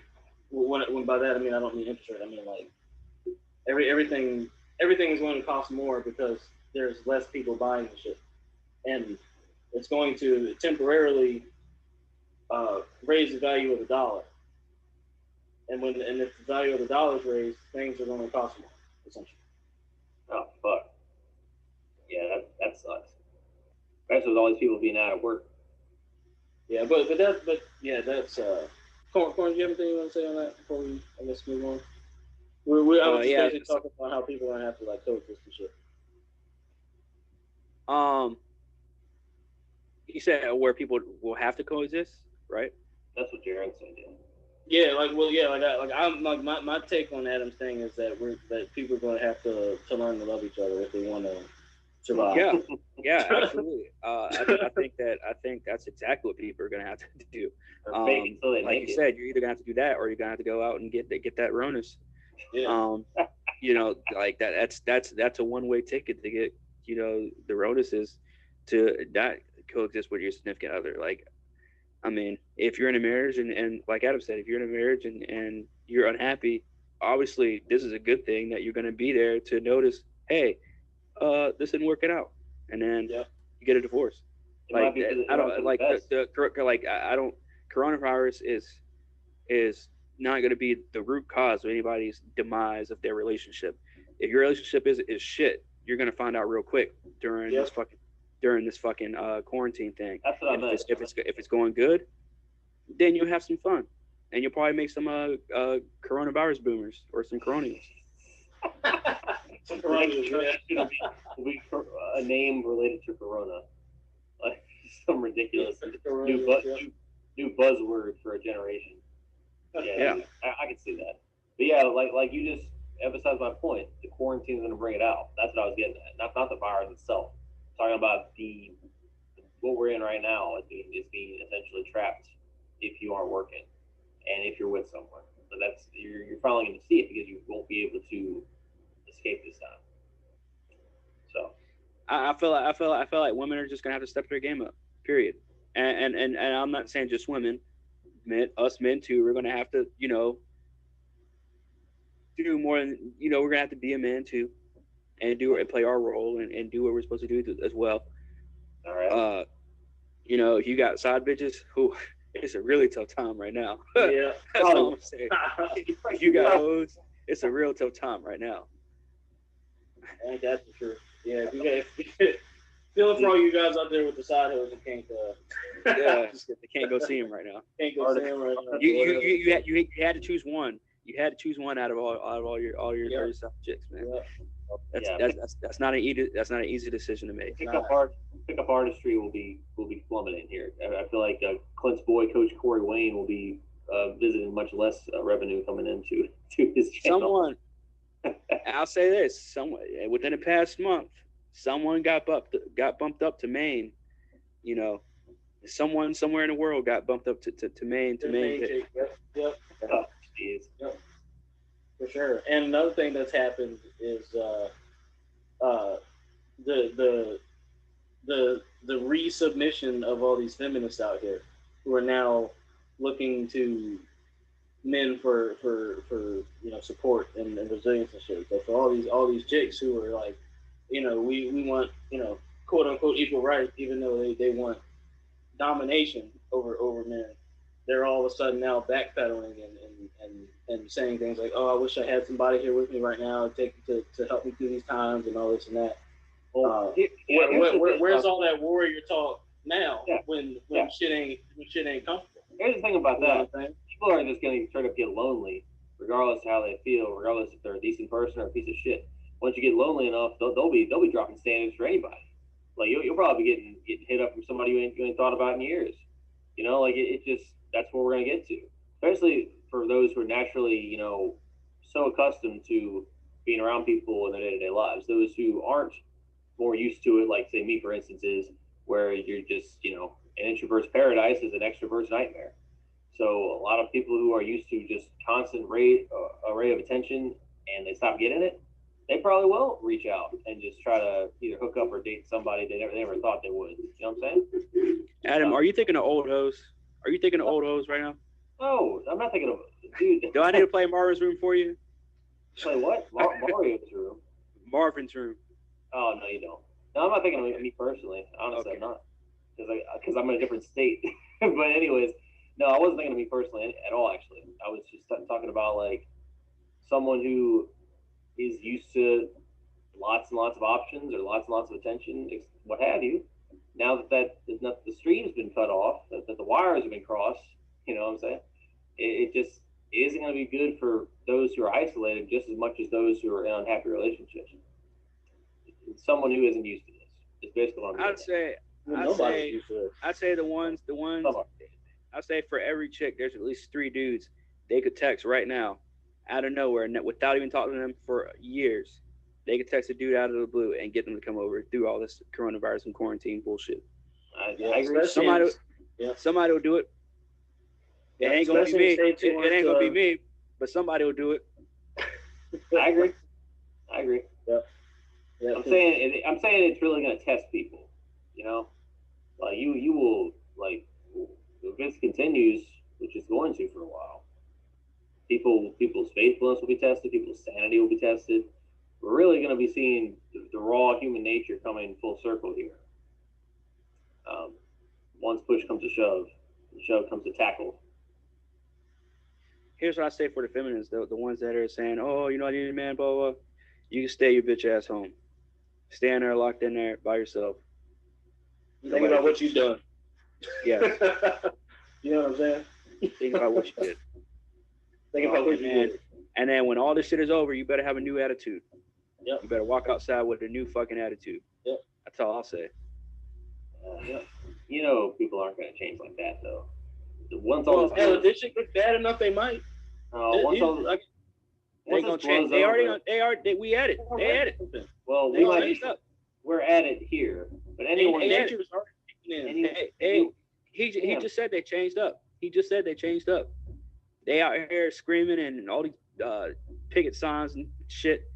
And then as soon as shit goes to shit, then they talking about I need a man. You need a what? Men ain't shit. Men this, men that. We need our this and that. And then shit goes south for 2 weeks, and they come. And now you need a man to do man shit. Well, dude, it's more than just feminists. I mean, we're kind of past that at this point. It's anybody who's used to their lifestyle, and now it's being turned on its head. And yeah, they're gonna start crying foul. But as soon as it turns back to normal, this is different though with that, because they're literally trying to they were literally saying that they need to be the same as men, and when in reality clearly there's a difference there. But you know what? Something like already no, dude. Something like this will throw away the offended era. Honestly, something like this, yeah, almost all of our majority of topics won't matter if this continues. You know what I'm saying? So yeah, dude, like this honestly could. I'm not gonna cross my fingers here and hope for the best here, but even though I am, could result in some good after all if a serious thing like this eliminates the problems we're making for ourselves. That goes for feminists, for incels, whatever problem child you have, whatever label, buzzword, whatever we're putting on people who are disagreeing with the majority or are acting out or are being a dumbass on camera and getting rich and getting a reality TV show. That shit is coming crashing down because we're at a much more crucial state that I feel like anyone in that minority, But to me, it speaks volumes because it just shows how fake all that shit really was in the first place anyway. And again, if this liquidates that shit, that's awesome. Like, I know it's bad right now. Something like this is always gonna be bad. But if it eliminates people behaving this way, I think that would be a +1 for humanity. If it kind of rounded it out and dialed us back to zero on the fucking everyone's offended. Somebody's out to get somebody else. Someone's out to bitch and moan about something. Yeah. Well, no matter what their subgroup is, you know what I'm saying? Like it doesn't have to just be this offended person, that offended person.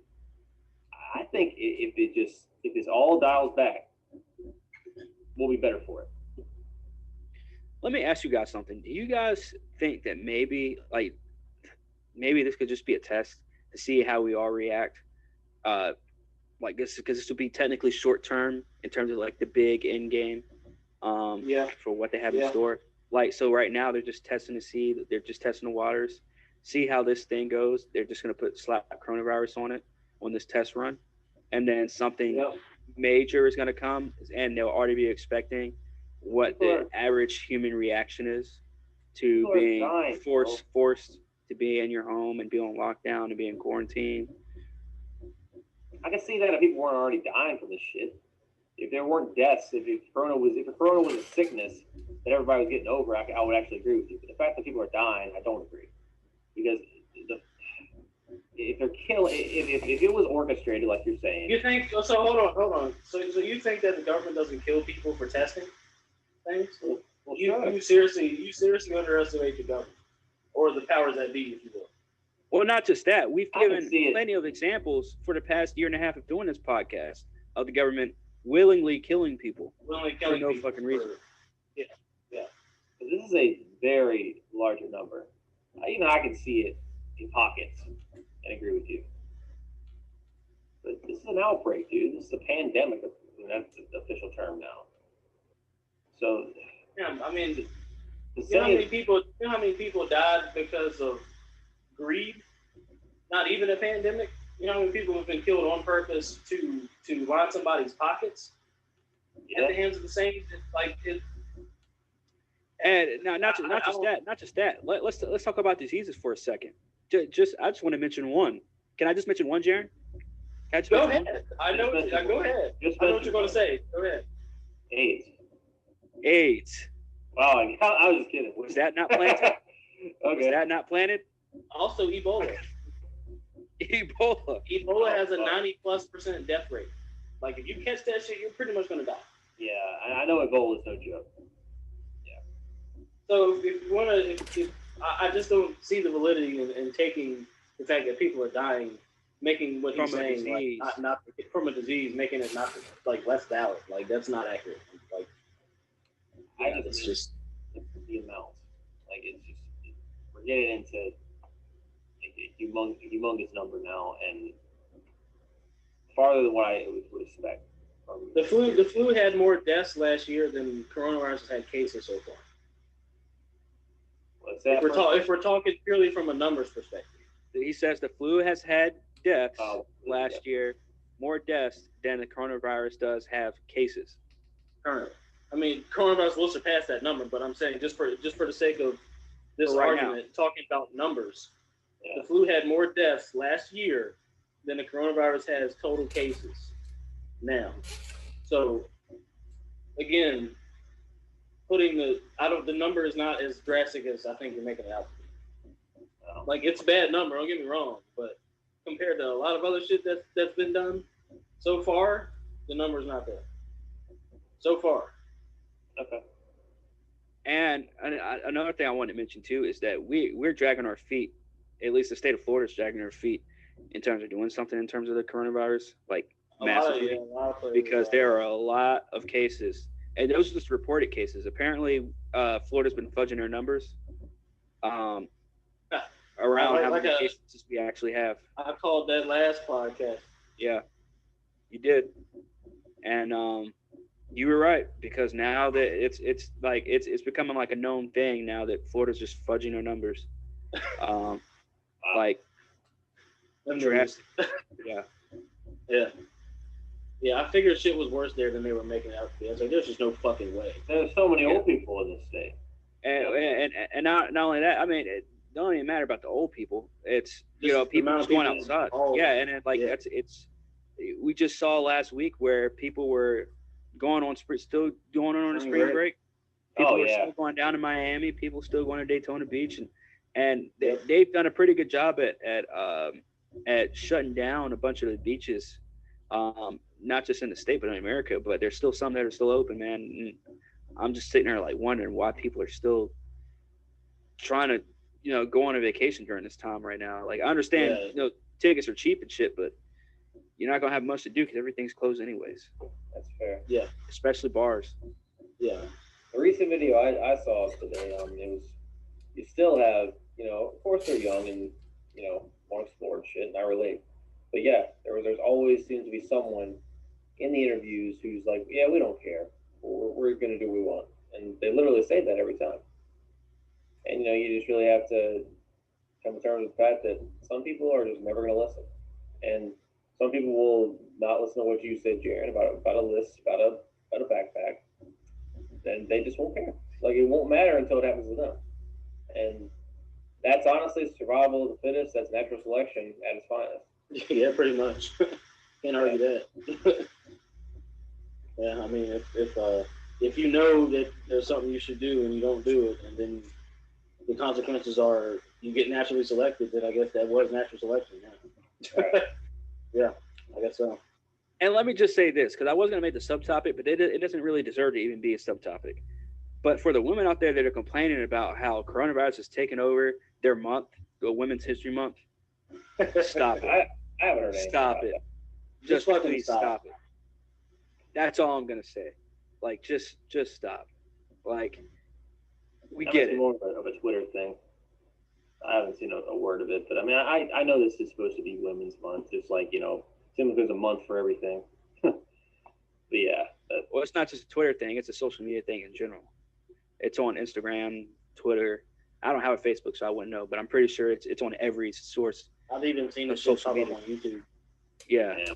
Like people were just complaining about it. You have women saying coronavirus can't get us down. It's still Women's Month, and it's like, yeah, but the chick beside you looks like she's sick. So, you know. Yeah. Yeah, well, things like that should really go away. Same as the angry groups, the offended. That shit's gonna have to go away, whether they don't like it or not, which obviously they don't. But It'll never yeah, I think if this gets worse, they will. Which I hope it doesn't get worse. In fact, you know what? I'll be. Well, I mean, there were not things to be offended about, yeah, but at the same time, I mean, it's as soon as we get a little bit of freedom, somebody's gonna be offended about something. Of course. Or it's only going, like, say we're locked down for 2 months. It's only going to take about 1 month before people start feeling like everything's back to normal anyway. There. You want to know what the Great Depression did? The Great Depression, and I don't know 100% sure, but this is from what I've learned. After the Great Depression, it made the citizens of America stronger. Yeah.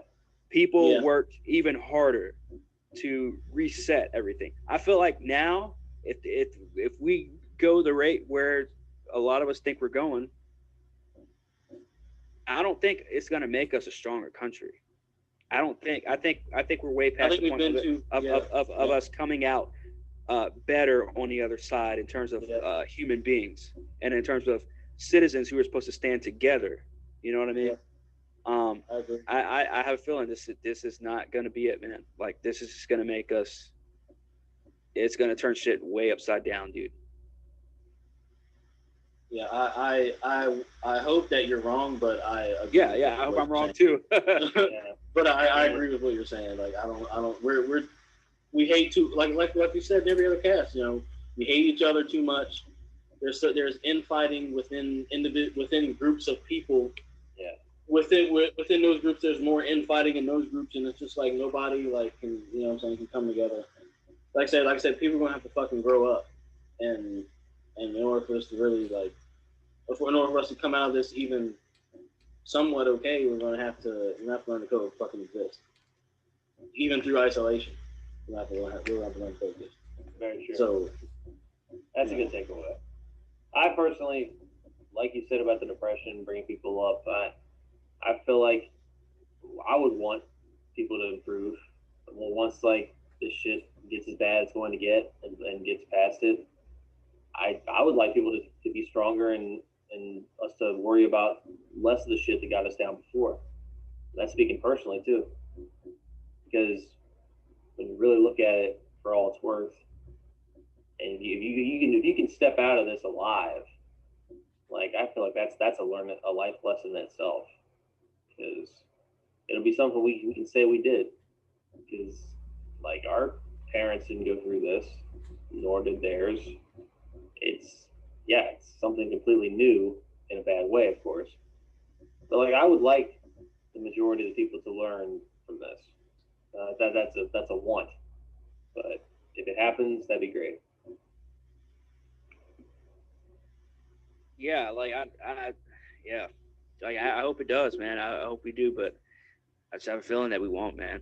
I have a feeling that not only are we not going to change, if we do change, it'll just be for the worse. You know. Those are my thoughts. But you know, I'm glad we can do this for the listeners, man. That, you know, during this trying time, that we can get on this platform, use this platform to, you know, make people more aware, like we always do, and make them more aware and get them ready for what's coming, or at least what we think is going to be coming. You know, worst case scenario, you get a survival kit, like you have one just in case. Yeah, pretty much. Yeah, you know, best case scenario, you actually have to put it to use, and you get to, you know what it's like. That's worst case scenario.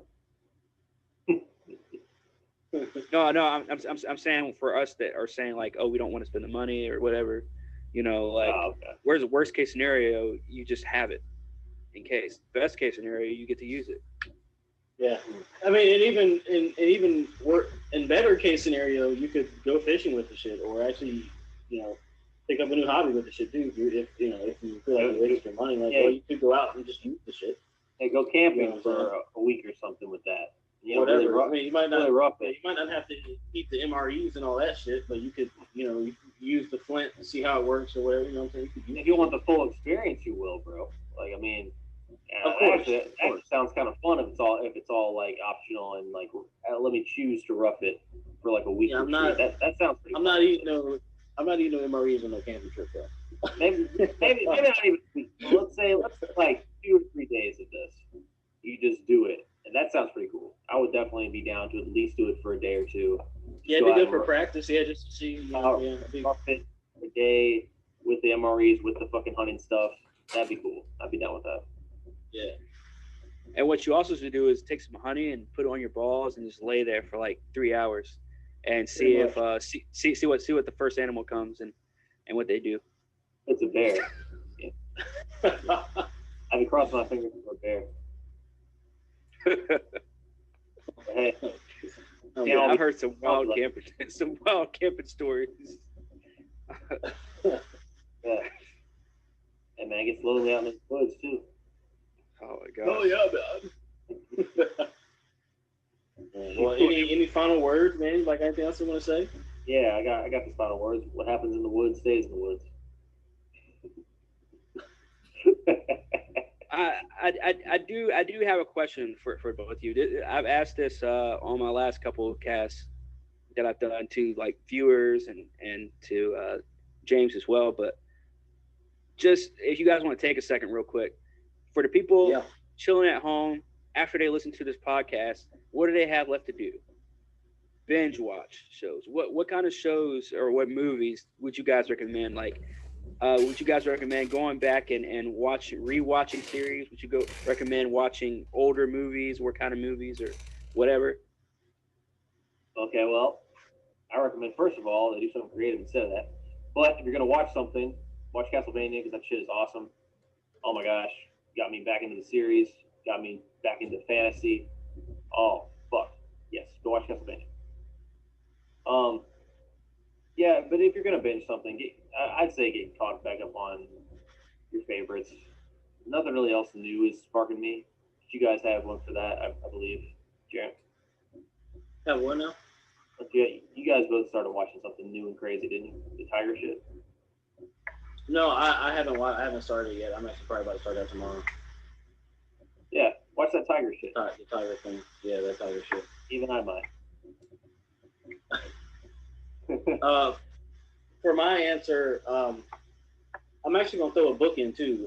So everybody should read the book. Well, I'm gonna recommend 2 books. One is Propaganda by Edward Bernays. It's real short, but this is like the father of modern media essentially, and it tells you like the deceptive tools and things they use to pretty much get people to act a certain way, and he breaks it down into like how it was created. So definitely check out Propaganda by Edward Bernays because I think it's an important book to read right now. Also, Behold a Pale Horse by Bill Cooper. It also outlines a lot of these weird times that we're in right now. I'm not going to say anything. You should check the books out. A TV show. Since this was a Prepper episode, go on Netflix and watch Doomsday Preppers. They got season 2 on that motherfucker, and you'll learn a lot from that show. It's kind of corny, but they rate them on how good their preps are, and people will take the shit to the 10th degree. So you can, and the worst, and you okay. Yeah, Doomsday Preppers. Yeah. So go watch that shit. and Jaron got his ideas from that. As far as a movie goes, I watched the movie last night. It was pretty good. I can't remember the name of it, but it was basically the premise was people got put in this prison, and it was basically like a vertical prison, and it had a bunch of floors on it, and there was a hovering food tray, and it was this like exquisite layout of food, and it's supposed to last. And if everybody eats their share, it's supposed to last the entire prison, and everybody's supposed to get some food. Well, of course, people being gluttons, the food doesn't even make it past like a lot of times the 50th or 60th level. And the whole premise of this movie was like this dude gets put in this prison, and he figures it out, and then he hears from different people that like how many floors there are, and it turns out like I'm not going to tell you how many floors there are because it'll spoil it, but the initial talk is there's 132 floors, and the farther down you go, like cannibalism starts happening, like people start killing people and eating people because they don't get any food, and it gets crazy. But I can't remember the name of the fucking movie, but it's on Netflix. It's on Netflix. Let me see if I can. Shit, I can't. Look, Adam, go ahead. Corn, go ahead and say what you're going to say. I'll see if I can get the name of the movie. It's a good one. Okay, so I only have I only have like a handful. I'm not gonna like flood everybody with all this entertainment, but the first one would be Walking Dead, and the reason why I say Walking Dead is because not what you guys think it would be, is because it's survival gear and all that. No, it's so that you can see how humans react in situations, and very dire situations, and how you can see because they've done a really good job at showing human emotion amongst each other. And I think that's more what that show is about, rather than the actual zombies or the walkers, as they call them. I feel like it's more about how humans react when they try and recreate their own society, and communities. And if I can I add one thing to that? That dynamic is laid out in that propaganda book that I mentioned. Really? That is actually a technique. Yes, it is.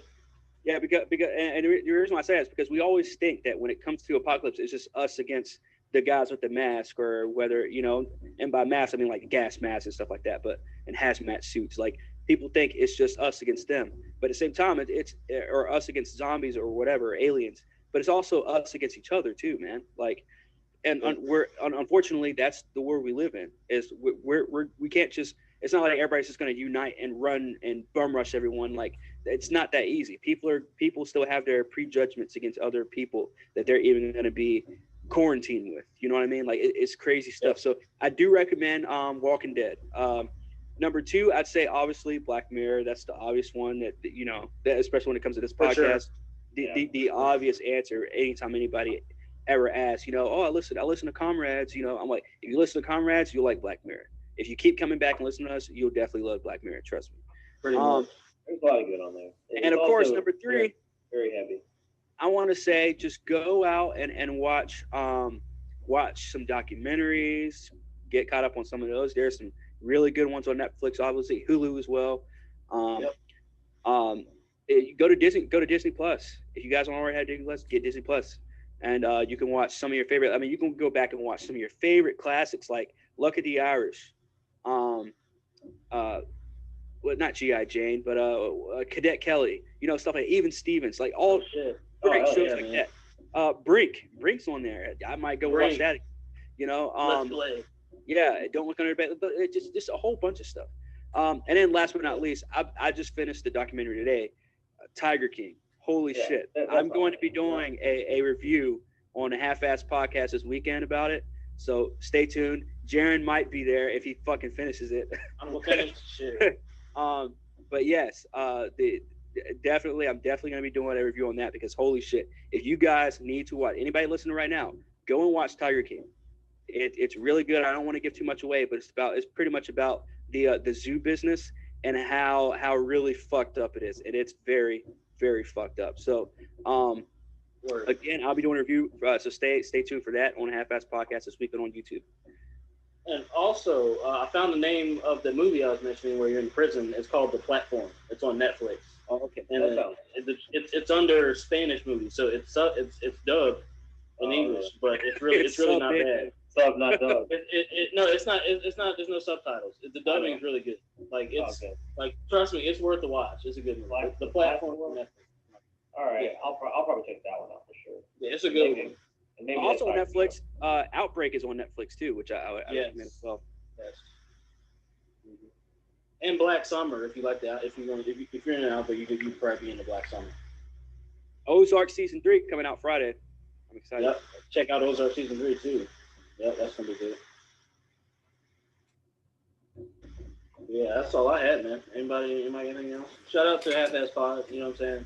Shout out to Connor Keenan. It was a fire interview they just did. Oh yeah, check that out. It was really powerful. Like, I especially thoroughly enjoyed that interview. Shit was flame. Yeah. Shit was flame. Connor should be back for one of ours before. Yeah, he'll be on. Yeah. He'll be here on the. Comrades. If we're able to come back next week, I can guarantee you guys Connor will be on here next week. Sounds good. Yeah, hopefully you guys know what we're talking about, and if you don't, you'll recognize his voice. He was from the Antisocial episode. Yeah. Which Which I think our highest listened cast. Well, no, it's our second highest listened. Yeah, I think the race swap one number one. So. I think that might have. Yeah. Which, by the way, we have another debate episode for you guys like that coming up before too long. Hopefully, you'll enjoy that too. Don't know when it's going to be, but hey, it's on the list. And we also still have to do our cult episode as well. Let's not forget about that either. Yeah, we always mention the stuff we're going to do. Right. It's just a matter of when we do it. Yeah. We still have a couple episodes we still got to do. We still got to do the old cults, which Jaron will be conducting. We got the another debate episode that, of course, Adam and I hate getting into debates with Adam, but you know what? you guys loved it the last time, so you know what? We'll come back and do it again. Yeah. No, I enjoyed it. At least I enjoyed the last one a lot. So we'll see. Yeah. But yeah. Oh yeah. Well, shit. Yeah. On that note, thank you guys for. Thanks for listening. Yeah, thank you guys for listening to Contemporary Comrades. Oh yeah. Shout out to Marie 407. Please come back. We miss you, Marie. I miss Marie. Hey, shout out to anybody else listening who stuck around all this time. Yeah. Shout out to listeners if y'all listening through all this SoundCloud adpocalypse bullshit. Shout out to y'all. You might not even hear it if it's this late in the cast, but you know, whatever. If you hear it, shout out to you. You know what I'm saying? But shit, on that note, Contemporary Comrades signing out. Later. Bye bye.